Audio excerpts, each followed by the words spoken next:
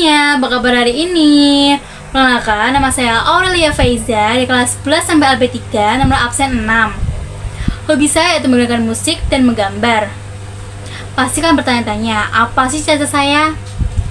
Cita-cita saya pengen banget masuk di Fakultas Ekonomi Bisnis dan saya pengen banget bisa menjadi sekretaris kantor.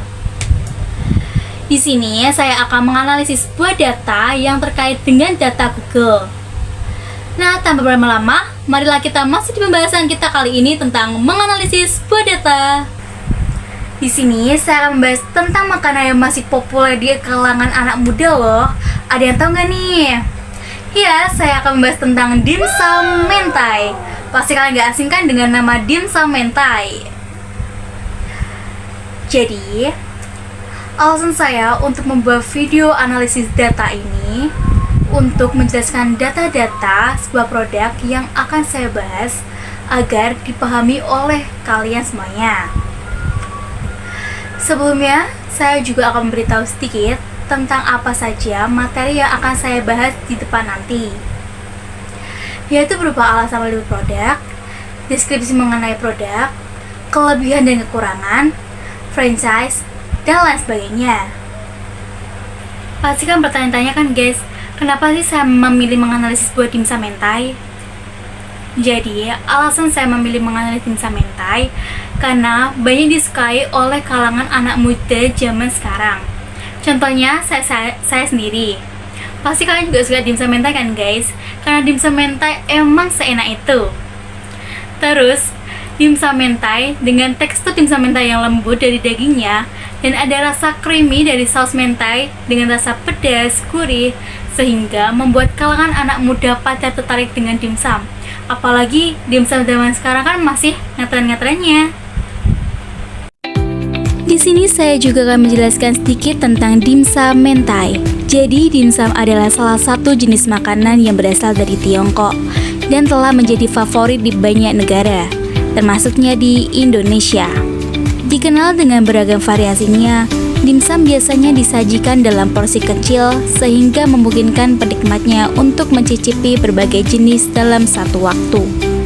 Salah satu variasi dimsum yang semakin populer adalah dimsum mentai.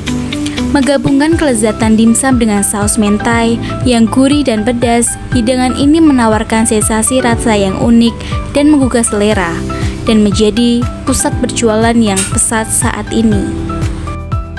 Selanjutnya saya akan menjelaskan tentang kelebihan dan kelemahan dimsum mentai. Kelebihan dimsum mentai sehingga banyak peminat yang merasakan karena dengan rasanya yang lezat, lembut pada ayamnya, dan nikmat membuat banyak orang suka dengannya. Di sini nggak hanya kaum remaja aja yang suka dimsum loh, tapi mulai dari anak kecil hingga orang tua pada suka dimsum karena emang seenak itu guys. Selain itu, harga yang terjangkau membuat banyak orang bisa membelinya. Dimsum juga terdapat berbagai macam variasi yang membuat menarik konsumen. Dimsum ini juga termasuk makanan yang mudah untuk dibuat dan diolah. Biasanya dibuat dengan cara dikukus saja ataupun digoreng. Tetapi kalau bagi saya pencinta dimsum, lebih enak dikukus ya guys, karena lebih sehat juga loh. Dan yang terakhir, lokasi jualan dimsum ini strategis sehingga membuat pembeli mudah mengunjunginya. Apalagi sekarang dimsum mentai omsetnya lagi melonjak, jadi udah bisa kita jumpai di mana saja. Eits, tapi jangan ngira dimsum mentai nggak punya kelemahan ya guys. Nah, ini salah satu kelemahan dimsum mentai. Saya jelasin sekarang ya. Biasanya dimsum mentai lemah pada bahan baku yang segar, misalnya seperti ayam, ikan, dan lain-lain. Karena jika memilih bahan yang tidak fresh sedikit, bisa memengaruhi produk. Selain itu, harga bahan baku di pasaran yang cenderung naik turun, sehingga untuk berpintar-pintar mendapatkan bahan yang harganya nilainya sesuai budget kita. Dan yang terakhir yaitu produk dimsum ini tidak awet dan tidak tahan lama karena pembuatan dimsum mentai ini dengan cara dikukus. Terus cara pembuatannya nggak pakai bahan pengawet juga loh, jadi harus cepat-cepat habis, kemungkinan juga bertahan 1-2 hari saja. Jadi buat para penggemar dimsum, harus cepat menghabiskan dimsum mentai tersebut agar tidak cepat basi ya guys. Selanjutnya, kita menganalisis data dimsum mentai dengan mencari data-data dari Google. Nah, di sini saya akan menganalisis data dimsum mentai di Semarang. Tapi menurut data dari Google agar lebih akurat lagi. Sebelumnya kita searching dulu tentang dimsum mentai di Semarang. Nah, sudah terlihat kan guys? Maps tentang jualan perdimsuman itu di mana aja. Ternyata di daerah Semarang ini sudah banyak banget yang menjual dimsum mentai ya. Kita mengezoom dikit ya guys, agar lebih detail tentang penjualan dimsum mentai itu di mana aja. Nah, dapat dilihat di daerah Logosari ini sudah banyak banget yang menjual dimsum mentai. Mungkin di situ emang jadi pusat penjualan dimsum mentai juga ya guys. Terus kita melipir sedikit nih di daerah Peleburan atau di Udi Bawah. Ternyata di situ juga udah banyak banget tuh, contohnya di San Baulong atau dimakan dimsum Peleburan juga. Terus kita melipir nih sekarang di bagian Semarang atas. Ada yang tahu nggak nih? Yuk kita lihat lebih detail lagi. Pelan-pelan saja karena kita juga lagi bersama-sama menganalisis datanya. Di sini terlihat di daerah Undip sudah banyak banget yang menjual dimsum. Mungkin di situ banyak anak kuliahan, jadi banyak yang membeli dimsum karena dimsumnya lagi ngetren ini guys. Terus kita ke yang tempat paling sepi nih di dimsum, yang masih sedikit peminat dimsumnya di mana ya kira-kira? Ternyata di Jalan Kelut atau di Jalan Tumpang ini masih sedikit banget yang menjual dimsum di Sampangan ini ya guys. Nah, buat kalian yang ingin membuka outlet dimsum bisa di jalan situ, karena peminat dimsum masih sedikit guys. Terus di daerah mana lagi nih? Di daerah Dr. Wahidin juga masih sedikit guys tentang perjualan dimsum. Nah, itu aja guys. Tadi kita sudah melihat tentang dimsum mentai di Semarang, mulai dari tempat yang paling ramai dan yang paling sepi.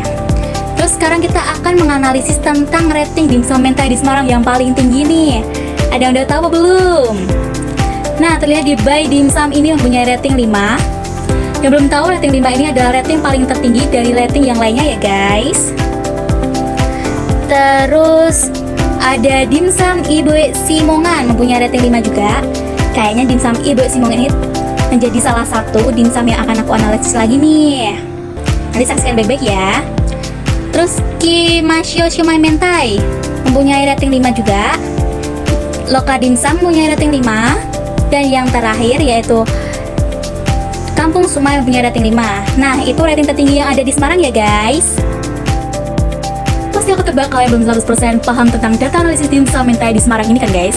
Karena tadi saya belum menjelaskan detail tentang alamat ataupun rating atau ulasan yang detail tentang dimsum mentai yang ada di Semarang. Nah, di sini saya akan menjelaskan tentang dimsum mentai di Semarang yang banyak diminati oleh warga Semarang.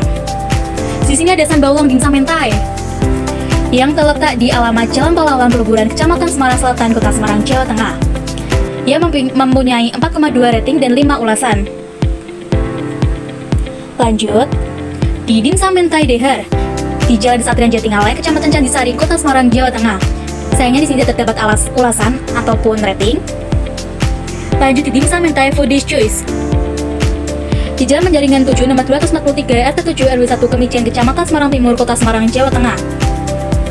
Memiliki rating 5 dan 3 ulasan. Kita lanjut lagi. Kita scroll ke bawah lagi guys. Ada Dimsum Mentai di Jalan Cemara 6, nomor 8A, RT 1 RW 8 Banyumanik, Kecamatan Banyumanik, Kota Semarang, Jawa Tengah. Mempunyai rating 5 dan ulasan 2. Sayangnya di sini tidak terdapat merek dimsum. Di sini ada Dimsum 8 Semarang di Perumahan Taman Setia Budi Nawatama nomor 4 Sondol Wetan, Kecamatan Banyumanik, Kota Semarang, Jawa Tengah. Memiliki 4,8 rating dan 4 ulasan.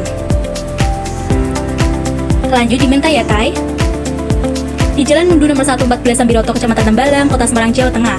Memiliki 4,9 rating dan 9 ulasan. Dan terakhir di Dimsum Ibu Simongan di Jalan Manyaran, Kecamatan Semarang Barat, Kota Semarang, Jawa Tengah.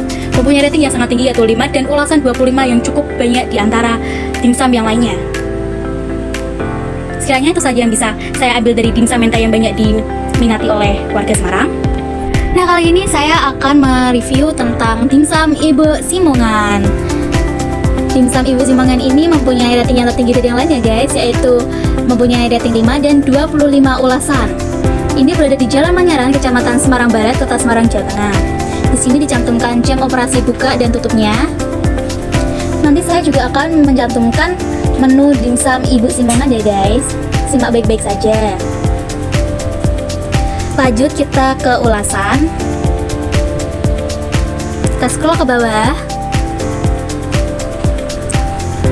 Di sini dari Kak Ahmad Kamim memberikan ulasan yang cukup menarik yaitu kakak penjualnya yaitu Rama. Terus harganya juga cukup murah ya guys. Wajib coba nih buat warga Manyaran dan Simongan atau sekitarnya. Lanjut kita lihat-lihat lagi ulasannya.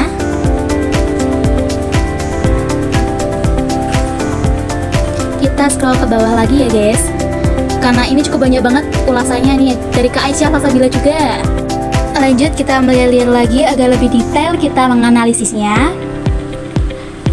Sekarang saya akan mencantumkan daftar harga dimsum Ibu Simongan agar kalian bisa tahu start dari harga berapa ya guys. Ini di menunya, ternyata harga dimsum Ibu Simongan itu start dari 2.500 ya guys. Ada yang 3.500 juga nih. Dan yang pastinya dimsum Ibu Simongan ini sudah halal, karena sudah ada logo halalnya. Terus di sini juga dikasih daftar menunya juga guys. Sudah komplit banget ya. Nah segitu saja guys tentang menganalisis dimsum Ibu Simongan yang memiliki rating tertinggi di antara rating yang lainnya ya guys. Selanjutnya saya akan mencantumkan video cuplikan dimsum Ibu Simongan nih.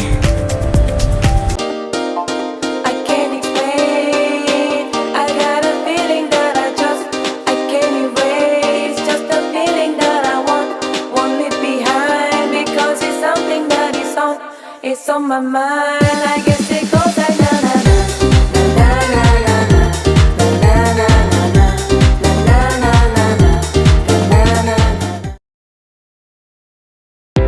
Nah, tadi kita sudah menganalisis sebuah data mengenai dari data Google. Sekarang kita lanjut ke peluang usaha. Dimsum mentai adalah hasil inovasi olahan pangan dengan bahan dasar ayam dan udang yang diberi topping saus mentai yang creamy dan taburan nori atau rumput laut. Tetapi di sini saya memberikan inovasi baru tentang dimsum mentai agar konsumen tidak hanya sekedar membeli saja, tetapi bisa menikmati makanan sehat. Nah, di sini saya ingin memberikan isian dimsum yang berbeda dari yang lain. Pada umumnya dimsum diisi dengan udang dan ayam saja, tetapi saya ingin mengubah isian dimsum yang tanpa menggunakan tepung, sehingga di sini bisa ditambahkan seperti tahu dan sayuran lainnya seperti wortel, kentang, daun bawang. Selain itu, kulit pada dimsum mentai bisa diganti dengan sayuran loh. Ada yang tahu nggak nih? Ya, kulit dimsum mentai bisa diganti dengan sayur sawi, sehingga dimsum ini terlihat berbeda dari yang lain. Gak hanya itu aja loh guys, saus mentai juga bisa kita ganti menjadi saus dressing. Biasanya saus ini digunakan pada salad sayur, tetapi kita bisa ubah untuk topping saus dimsum. Saus dressing ini biasanya ada rasa kacang-kacangnya sedikit ya guys, yang belum pada tahu. Lanjut laba penjualan. Laba dari penjualan dimsum mentai bisa cukup menguntungkan karena popularitasnya yang tinggi, terutama di kalangan anak muda dan pecinta kuliner kekinian. Namun, ada beberapa faktor yang perlu dipertimbangkan untuk mengoptimalkan keuntungan. Biasanya pada harga jual, karena dimsum mentai termasuk produk dengan tampilan dan rasa premium. Harga jualnya bisa dipatok lebih tinggi dibandingkan dimsum biasa.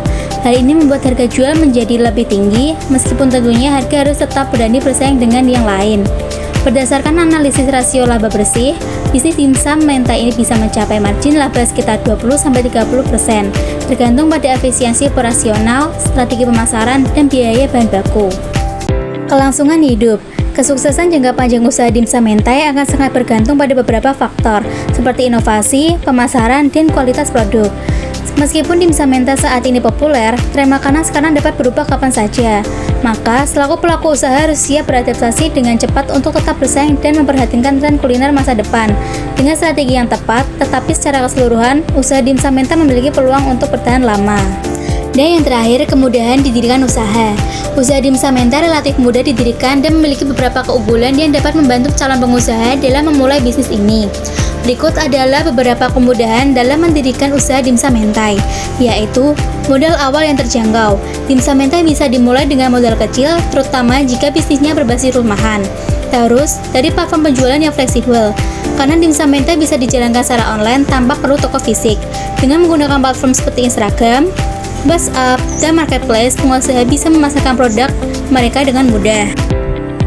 Jadi, kesimpulan saya membuat video tugas PJBL 1 tentang menganalisis data dimsum mentai di atas agar kalian semua tahu tentang informasi dimsum mentai.